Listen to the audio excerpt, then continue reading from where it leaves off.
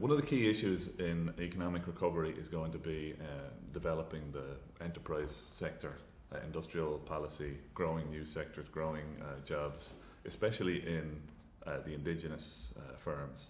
Now, this is quite a challenge, and public agencies are going to play a key role. This might seem a little strange to say at an era when people think about public agencies as being increasingly under pressure, or when we're worried about failures of regulation and so on.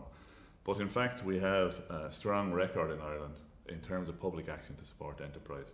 And there's the good news is, in a sense, that we have been experimenting and learning and innovating in this area through the agencies like NESCIreland and also Enterprise Ireland for quite a period of time. The challenge for us now is to develop the model that's been experimented with there and grown over time, to extend the model beyond the footprint of export-oriented firms, and also to kind of enhance the supports that Enterprise Ireland and other agencies are providing to firms, and also drawing on from the broader state system. So let's start with the first one, developing the model itself. I think one of the things that we need to realise is firms don't exist as islands. They actually develop and grow within an industrial ecosystem, full of supports, connecting to other companies, learning from their competitors, learning from their customers, drawing on business associations and so on. Industrial policy and enterprise policy goes far beyond the kind of stereotypical image of state planning to actually be a process of helping firms to search for supports from within that ecosystem, to develop their own capabilities, and to draw on supports and resources from across, in particular, the state system.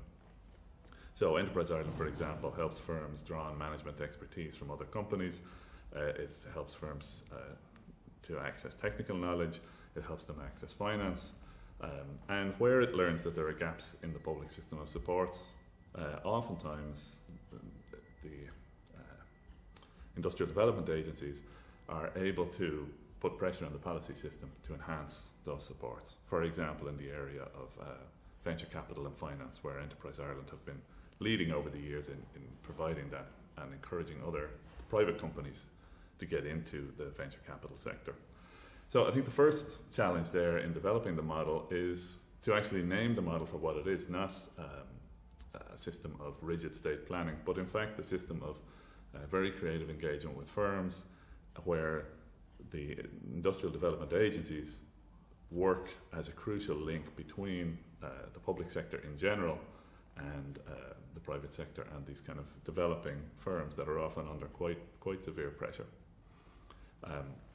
The second dimension then is, after we've named that policy and fine-tuned it and developed it, to extend it, because the remit of the industrial development agencies is primarily for export-oriented firms. And while these are important in terms of value added, in terms of employment, in terms of exports and so on, they still represent quite a small portion of the indigenous industrial base. So I think we need to think about how we can extend the model that we've developed in the export-oriented sector into developing the domestic sector. There's a number of areas that are mentioned in the report around this, including, for example, enhancing the pre-tendering process so that firms are in a position to tender and be more competitive in their tenders. I think we should also consider extending the remit of Enterprise Ireland beyond exporting firms to firms that are engaged in import substitution, enhancing the engagement of Enterprise Ireland and other state agencies with New Era and semi-state organisations and so on. And the third dimension is enhancing the supports that are available within the kind of enterprise ecosystem themselves.